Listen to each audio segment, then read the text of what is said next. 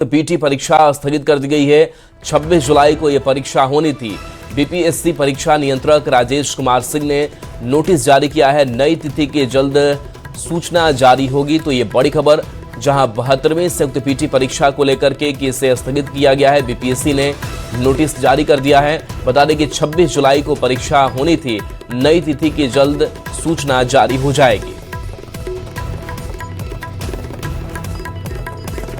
मोतिहारी से बड़ी खबर, जहां शिक्षा विभाग में फर्जीवाड़े का एक बड़ा मामला सामने आया है। यहां फर्जी प्रमाण पत्र के आधार पर पिछले 11 वर्षों से नौकरी करने के आरोप में एक शिक्षक के खिलाफ स्थानीय थाने में प्राथमिकी दर्ज कराई गई है। गांधी उच्च विद्यालय हरसिद्धि में कार्यरत शिक्षक अजीत कुमार चौबे हैं। निगरानी विभाग ने शिक्षक अजीत का सर्टिफिकेट जांच कराया था। पश्चिम चंपारण के लालसरिया के रहने वाले शिक्षक हैं अजीत चौबे। निगरानी विभाग के दारोगा ने हरसिद्धि थाना में एफआईआर दर्ज कराया है।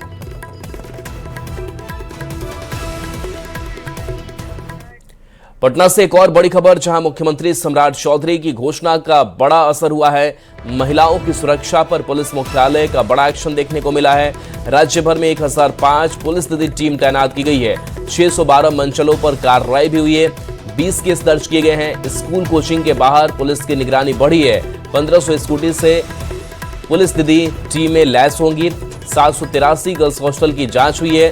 दुष्कर्म पॉस्को मामले की टीएमएस पोर्टल से निगरानी होगी। स्पीडी ट्रायल से दोषियों को जल्द सजा का निर्देश भी है। तो सीएम सम्राट की घोषणा का बड़ा असर हुआ है और खास करके जो स्कूल कॉलेजेस हैं वहां पर महिलाओं की सुरक्षा बड़ी प्राथमिकता रखी गई है। स्कूटी पर सवार ये पुलिस दीदी होंगी जो लड़कियों की सुरक्षा के लिए काम करेंगी और लड़कियां आसानी से अपनी बात भी इन तक पहुंचा सकेंगी। बिहार में पर्यटन को बढ़ावा देने के लिए हेली टूरिज्म की शुरुआत हुई। इसके जरिए प्रमुख धार्मिक स्थल पर हेलीकॉप्टर के जरिए घूम सकेंगे। सीएम सम्राट चौधरी की सौगात की बीजेपी सांसद राजीव प्रताप रूडी ने सराहना की। उन्होंने दावा किया कि सम्राट चौधरी की सरकार बिहार के विकास के लिए संकल्पित है। शुरुआती प्रयास है और मुझे लगता है कि इसका विस्तार बिहार के माननीय मुख्यमंत्री जी का ये सोच था और इसका विस्तार निश्चित रूप से होना चाहिए और बिहार के माननीय मुख्यमंत्री नए आयाम पर ले जा रहे हैं और शायद ये उनकी सोच है। तो ये शुरुआत है।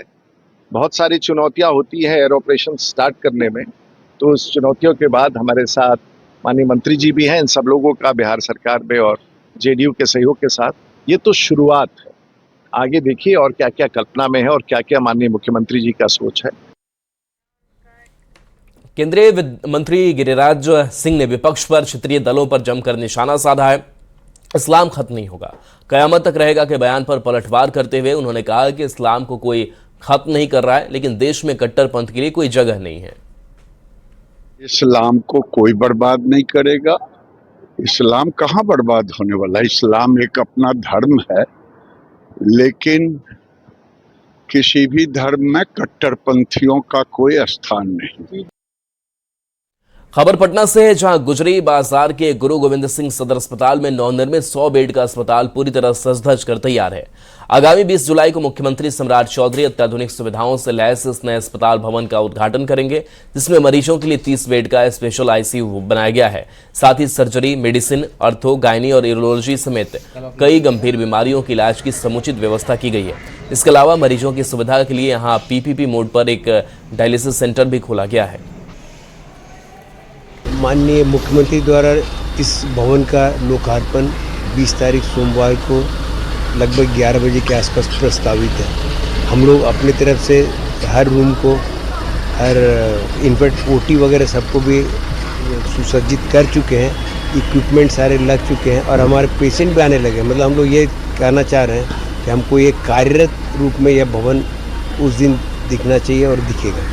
इसके बनने से फायदा मरीजों को किस निश्चित रूप से हमारे पास वहाँ पे जगह की कमी थी। आप यही समझ जाएं कि पहले वो जो पुराना भवन था 100 बेडेड माना जाता था और अभी ये 100 बेडेड एक्स्ट्रा हो गया। बड़ी खबर नालंदा से है, जहां एक ही परिवार के 4 लोगों ने आत्महत्या की कोशिश की, जिसमें 3 लोगों की मौत हो गई है। वहीं एक अस्पताल में जिंदगी और मौत से जूझ रहा है।